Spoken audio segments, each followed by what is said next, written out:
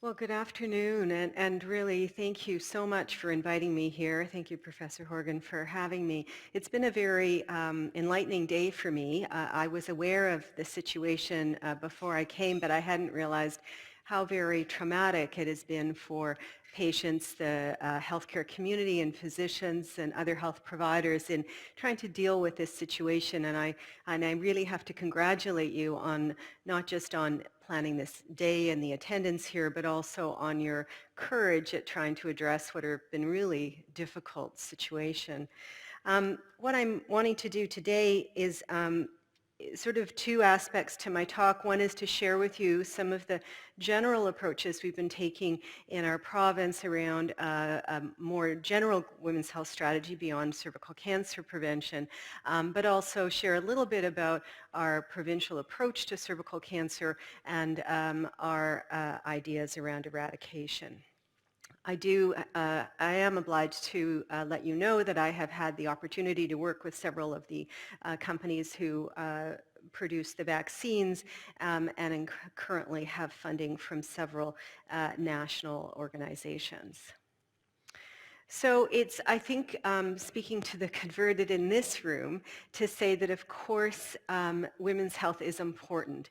But particularly when I was head of the Women's Health Research Institute, which I'll talk about a little bit, I would often get the question, so why women's health particularly? Why women's health research?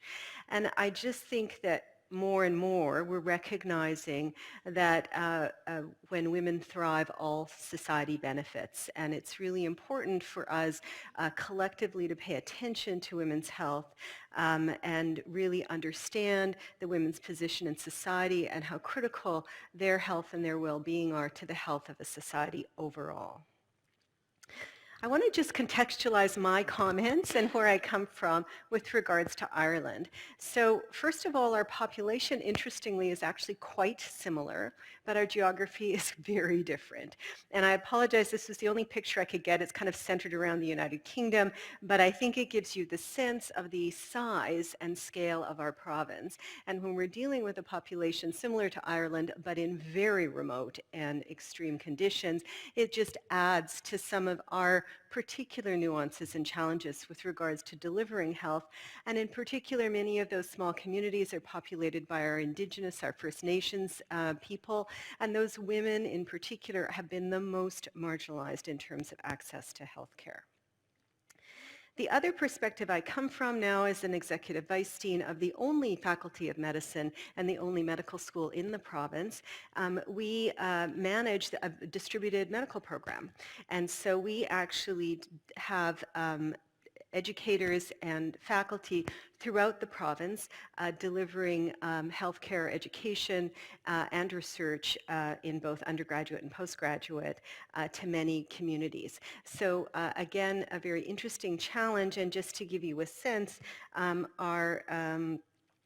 don't think I can use the mouse, but the vast majority of the population is here. So Vancouver, Victoria, and the Lower Mainland is where the bulk of our population is. So just to give you a context of where I'm coming from. So why did we decide in British Columbia to focus on actually naming a women's health strategy? Part of it was related to what I've just been describing as persisting health inequities, that more than half of our healthcare costs are in women, and we had observed that there was really a paucity of gendered research that was inhibiting prevention conversations, inhibiting treatment progress. And so that's why we, as a jurisdiction, decided to do that. So when I was more based at the BC Women's Hospital, I was more involved in these activities, but the BC Women's Hospital, again, is the only dedicated women's specific facility in the province and one of very few in North America. And we have basically been given the responsibility for the women's health strategy for the province. And so there was a strategy document written in 2004, and then our provincial health officer actually commissioned a health and well-being of women report in 2011, and then currently we're in the process of doing a renewed women's health strategy that is not complete, so I'm giving you a little bit of just some preliminary thoughts there. What I will say, probably not for the record, is I don't think we've quite got it right. I think we're getting there. I think the fact that we're actually doing it is important. I think it's a little unfocused. I think we're trying to boil the ocean a little bit right now. And so if you're thinking about doing this yourselves, I would say that that's one self-reflection I would make of our strategy so far. So I think that the piece that I'm very proud of is I think that we have, at least within the community of those interested in women's health, I don't think we've quite sold everybody on this, but really for a province or for a nation to thrive, it's really imperative to focus on the health of its women and girls, including transgender. Our Minister of Health, and I'm sorry that the minister had to leave, our ministry is committed, at least on paper, again, don't quote me, but at least they're saying the right things in terms of working with our health authorities, which is the way our healthcare is delivered in our First Nations communities, to try to make sure the resources are available. We'll see from budget time as to whether they'll actually put money where their mouth is, but at least they're talking the right talk. And we have to acknowledge that we're doing this in a context of a health jurisdiction, which really, relative to other nations around the world and at least comparable here in Ireland, that we do generally enjoy good health and good health care. So we're coming at it from a fairly privileged position on a global perspective. But I think the thing that has come through as we've been looking at this is that it's very difficult to take a strictly health lens to improving the health of people. That the social determinants of health are often very much influencing health outcomes, poverty, education, in our case geography, whether or not you're a recent immigrant, whether or not you speak the primary language of the area. These things affect health outcomes, and as healthcare providers, there's a limit to what we can do in that domain, and we have to be advocates in other areas for those issues. So what are the goals that we set out? Basically to complement, guide, and support the overarching health system to improve health, to promote population health and reduce health inequities. And for me, I think what's most important is a women and girl-centered approach. And there's been a lot of conversation today about the patient voice, and we very much believe that this is critical to making the right kinds of decisions in terms of healthcare. And unless we actually put the women, and in this case girls, in the center of that conversation and apply that lens to policy programs and services, we're not going to be successful. One of the things that we've observed, again, I repeat myself, is the lack of gender disaggregated data.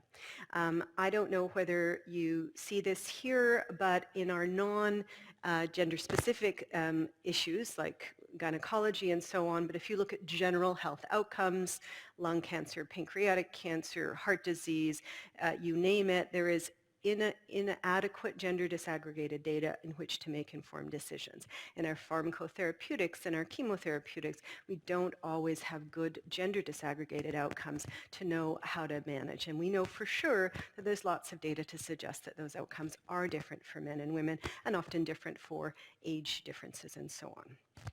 We know that in many cases, in pressured public health systems, we don't necessarily have women-centered spaces. We make very generic environments for people that are adequate, sometimes better than adequate, but not necessarily women-centered and women-friendly.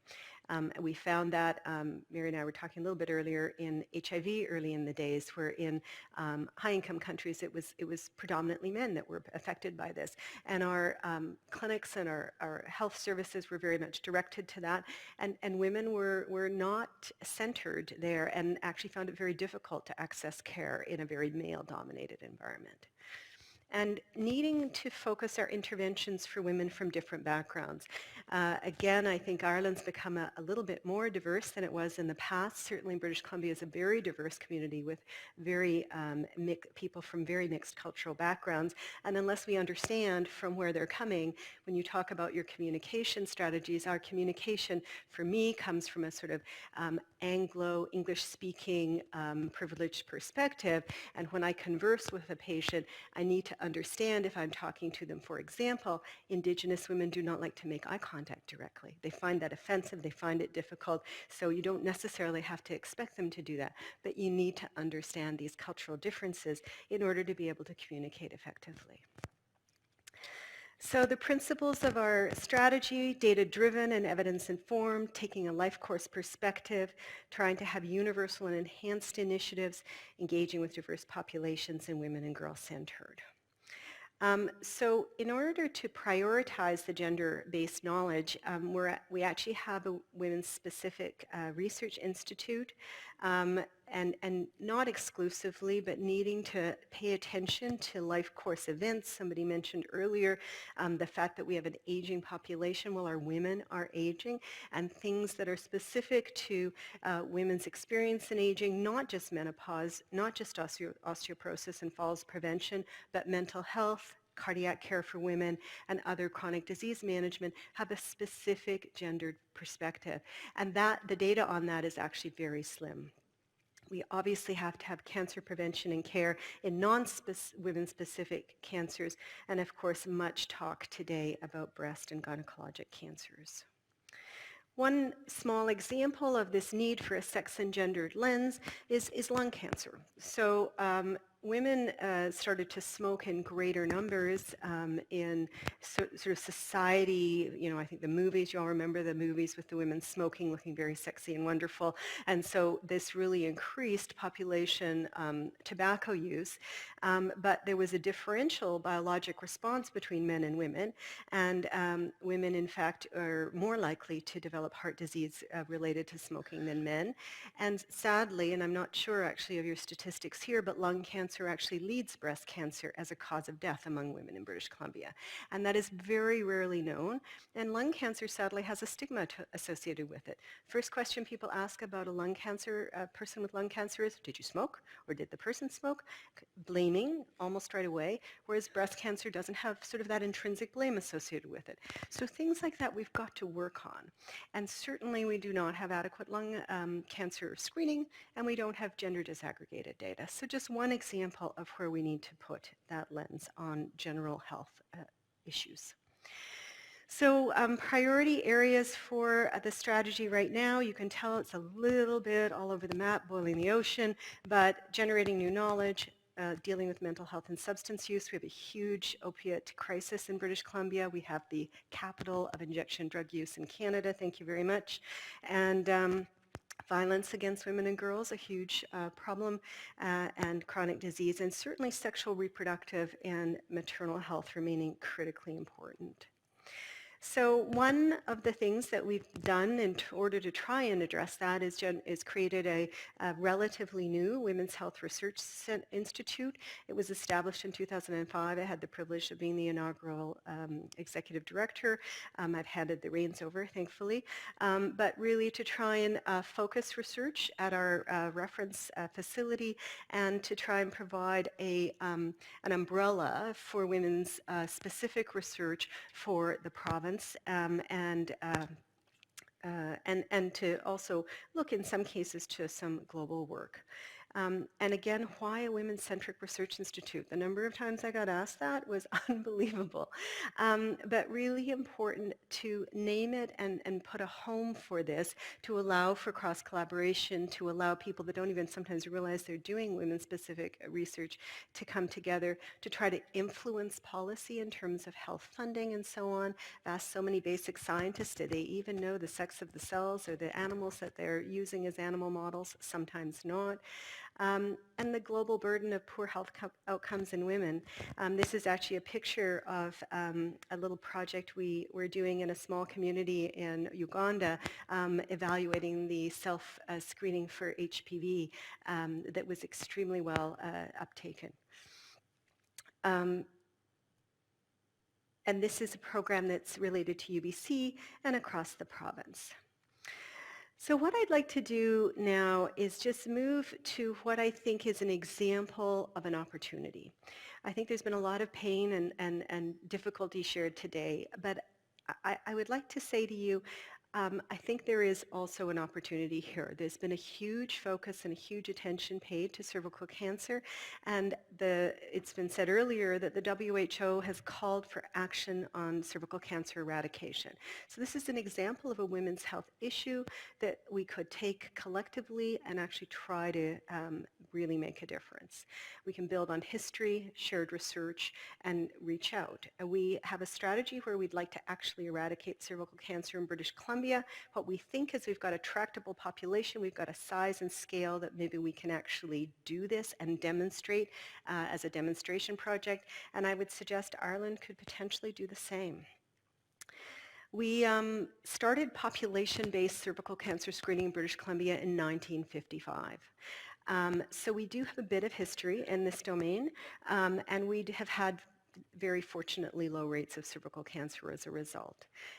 We've had a centralized single laboratory, which I know that's a bit of a sore point here, but we have, for better or worse, David Boyes, who's passed away, was a gynaecologist at the BC Cancer Agency, and he decided to champion cervical cytology and colposcopy under the Provincial Cancer Agency and had a centralized laboratory. We have provincially coordinated colposcopy and treatment, and we've had pretty early uptake of HPV vaccine, and I'll talk a little bit about the rest in a sec.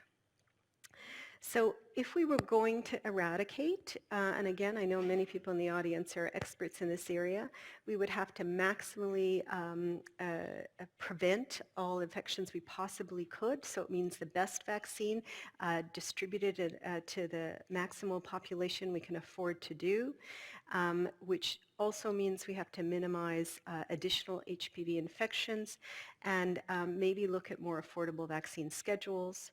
We need to still not forget that cancer screening is not going to go away with vaccines for many, many decades. So we need to have that as part of our program. But how best to do that screening? Is it the old cytology? Is it HPV testing? And we've got to look at hard to reach populations because that's going to be where we're going to end up failing if we don't do that. So we all know that the HPV vaccine came in and it was absolutely extraordinary, turned out to be very efficacious. We in Canada were part of many of the trials, as perhaps you were here, and I was on the National Advisory Committee on Immunizations at the time that all the data came out, and we were so excited. This was a cancer prevention vaccine, and we were going to roll this out fast. And this is what happened. So we got a huge backlash. We've talked a little bit about media today. So what happened is we were so amazed at the safety and efficacy of this vaccine that we rolled it out in our public health school-based programming as fast as we could. And we did it so fast that the public went, whoa, what the heck is this? This is a sexual vaccine. This is going to make our girls have sex. This is going to be unsafe. And that was the reaction we got. And Maclean's is our national news magazine for those that aren't familiar. Following that, we all kind of went, ooh, and we've done some work. This is part of our both provincial and national HPV research group that has been producing a fair bit of work and looking at what was going on, what were parental intentions in terms of their daughters receiving the vaccine, and what were factors in affecting them taking up the vaccine. And we've learned a lot after the fact that we really needed to do some different education and different reassurance around the safety and efficacy of this vaccine. And we have done okay, and our uptake is fairly good, but certainly we were surprised at the negative effects. Similar to the Australians, we've been doing linking our cancer screening registry to our vaccine database and have been able to show that in fact since the uptake, and I'm sorry it's a little bit small, but it was 2008 where it was fully implemented, so that's about 2009 for the youngest girls, and as they go up you're seeing the drop off in CIN2+ in our population. This is an association study. Obviously can't confirm cause and effect, but it's certainly very compelling to suggest that in fact that the younger girls who have received the school-based vaccine up to 17 in this case, the 18-year-olds as on the bottom right would not have received vaccine yet. We've also been involved in looking at a two-dose schedule and have understood that this, in fact, has shown that there was really no serodifferences in the 2 doses versus 3 doses, and that's, I think, influenced the ability to give the less expensive, more feasible 2-dose schedule in many jurisdictions. I'm cognizant of getting my little light here, and I'm being very bad. I'll just do a couple more slides. I've been working on the HPV vaccine in women living with HIV in the hope that both we'd understand its safety and efficacy, and also to perhaps see immune correlates of protection and understand this vaccine a little bit better. And what we found is essentially that the seroresponsiveness was very good in women living with HIV at 15 to 26-year-olds, in 24 to 25-year-olds. And the only thing we found that if they weren't well treated and their viral load was unsuppressed, that they did not mount a very good immune response. So this has been, I think, helpful.